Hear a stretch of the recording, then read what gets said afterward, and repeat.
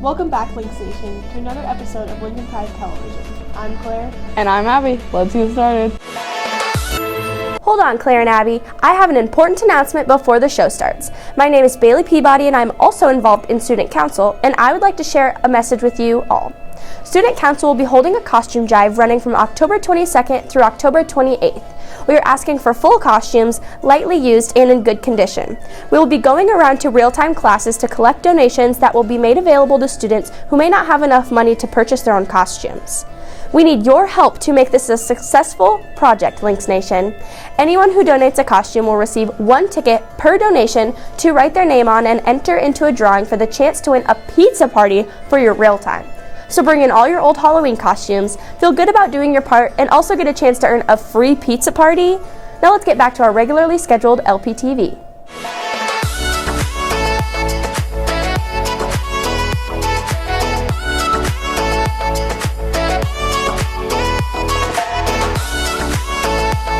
Choir had their first concert of the year on September 30th. Let's pass the mic to Brandon, Vera, and Joey.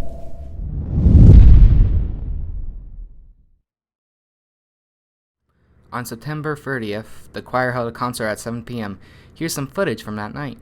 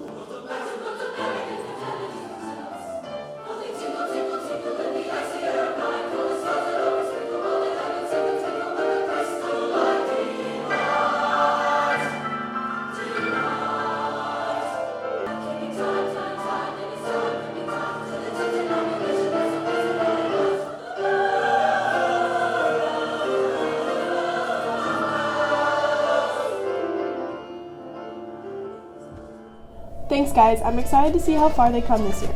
Kern Middle School recently moved campuses to Madison Avenue. Madeline got the inside scoop about the temporary building. Let's check it out. This year, Kern Middle School students got the opportunity to take classes at the Madison Avenue campus while their school is being remodeled. Let's learn more about it with Mrs. Newman, their principal. One of the things that's interesting about the new building, if you can look out front, there is a section for buses and then a section for parents.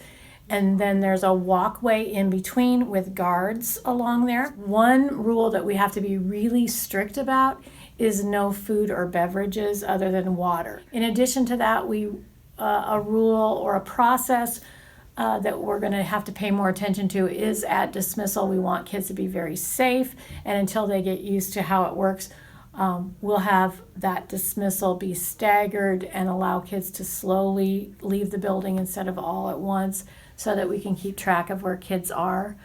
So another positive is it's just really beautiful. I think the other, and again, lots of positives. The rooms are really nice and big. I think negatives, I'm really gonna miss not having the athletic competitions here, not having the concerts here.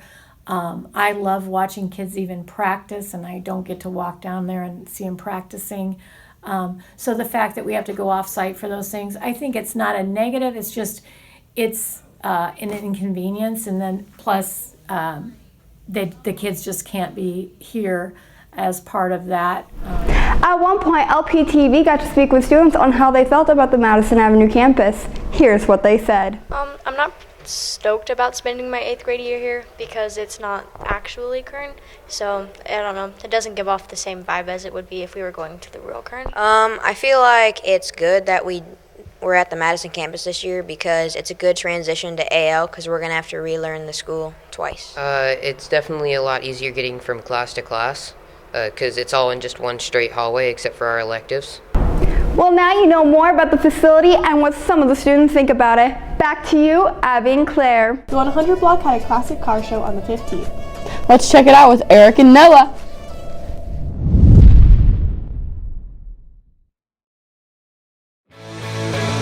This is Eric Schmiberger, Maggie Grover, and Noah Dvorak from LPTV reporting on the 6th annual 100th Block Car Show. Let's drive right into it. The 100th Block Car Show started as a collaboration with the historic U.S. Iowa Association. The association holds an annual river-to-river road trip traveling on Route 5.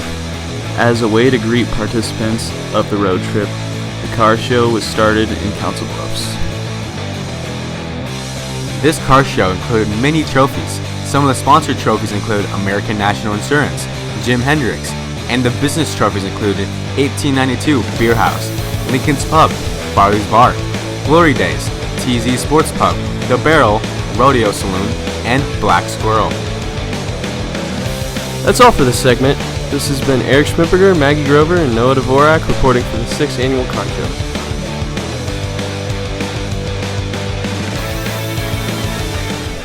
Thank you guys, that's very cool. The Humane Society has lots of great animals available for adoption.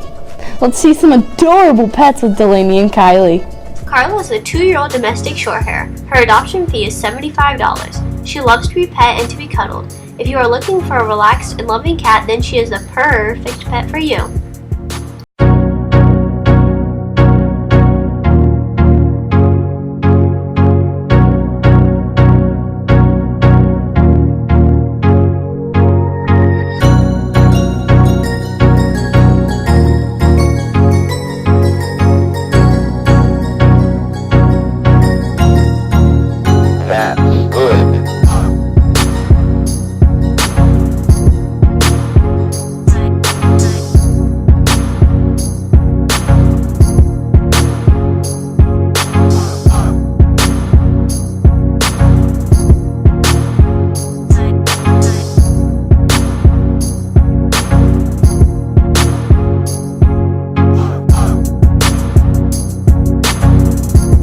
Tucker's an 11-month-old Akita. His adoption fee is $275. Tucker is energetic and loves to play with stuffed animals. If you're looking for a playful best friend, then he's the right pick for you.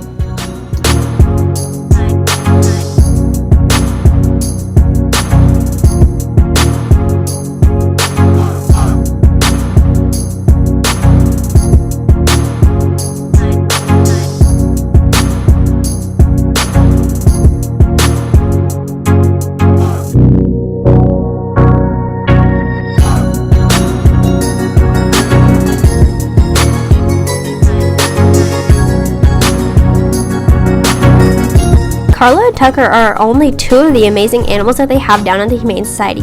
It's the perfect place to find a new pet. This has been Kylie Koenig and Delaney Gargis reporting for LPTV. Thank you guys. As another year comes to an end, another iPhone goes on the market. I have the iPhone 6s. I have the iPhone X. The iPhone 11 came out on September 20th. Let's check it out with Crystal and Arlette. Over the years, Apple has brought us many new things that we've loved. And on November 3rd, Apple launched the new iPhone 11 and iPhone 11 Pro. We interviewed select people to get the inside scoop on what they think of the new iPhone and whether they approve of it. All right, what do you do? I am an intern at Baird Home LLC for IT. So, are you interested in getting the new iPhone 11? Yes, yes. I held it in my hands. It felt like a premium device, but also I believe it has a new A13 Bionic chip. I really love the camera. There's 3 different lenses. It's really far back, normal, and then up close.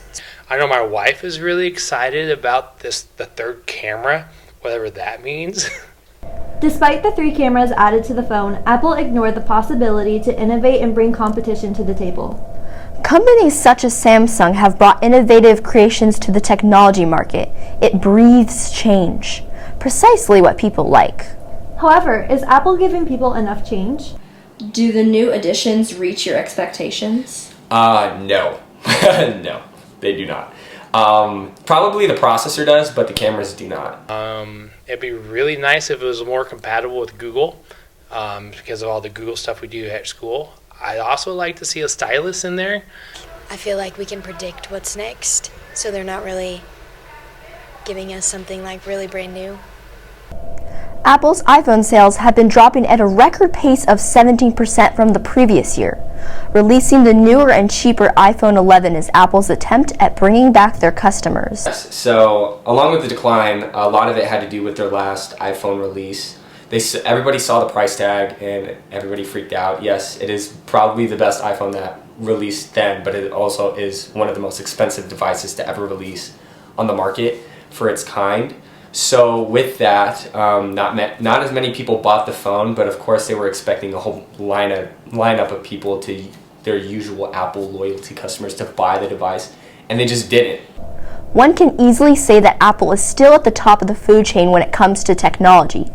But one also can't deny that Apple is flooded with as many long lines anymore.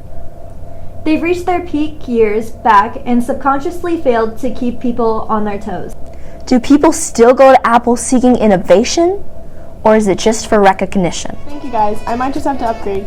Speaking of the latest technology, Borderlands 3 is a first-person shooter game that came out September 13th. Let's learn more about the new game with Gabe.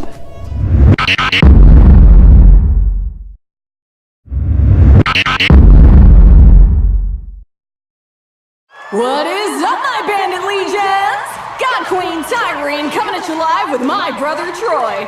We're streaming, you're screaming, and we're all ready to open the Great Vault. And when we do, our holy family's gonna tear the whole galaxy a new... Borderlands is finally back, and it's better than ever. This time, you and the Crimson Raiders aren't just exploring Pandora.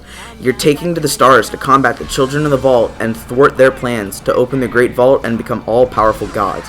The stars of this show include Zane, a mercenary who uses his high-tech arsenal to outmaneuver his opponents, Amara, a siren who uses her phase abilities to bend the forces of space to her will, Flack, a sentient AI that uses his strange connection to the wild to rip his foes apart, and Mose, who's an ex-Vladoff soldier that pilots an iron bear mech, which can carpet the battlefield with terrifying destructive power. The leaders of the children are Troy and Tyrene Calypso, who are siren twins that have the ability to absorb the power out of any living being. This game also includes returning fan-favorite characters like Brick, Ellie, Zero, and Tiny Tina, who isn't so tiny anymore.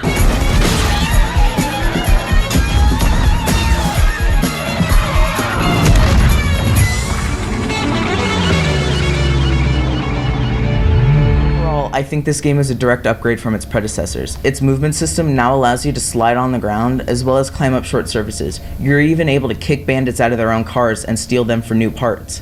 Its graphics are clean, fresh, and more animated, but it also manages to keep its signature cel-shaded style. The game immediately puts you into a fight for your life situation, showing that it doesn't mess around when it comes to the gameplay. Overall, this is one of the few games that I would give a 10 out of 10.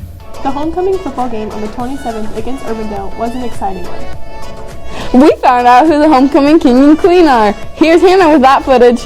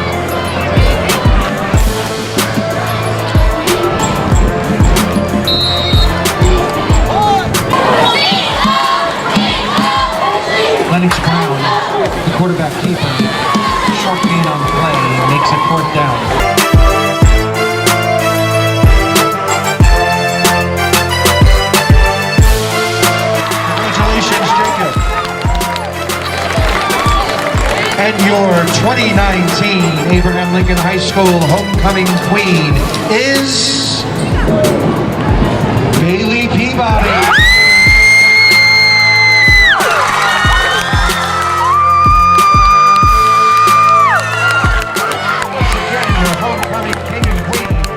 Commanders, is your band ready? There's Link Station!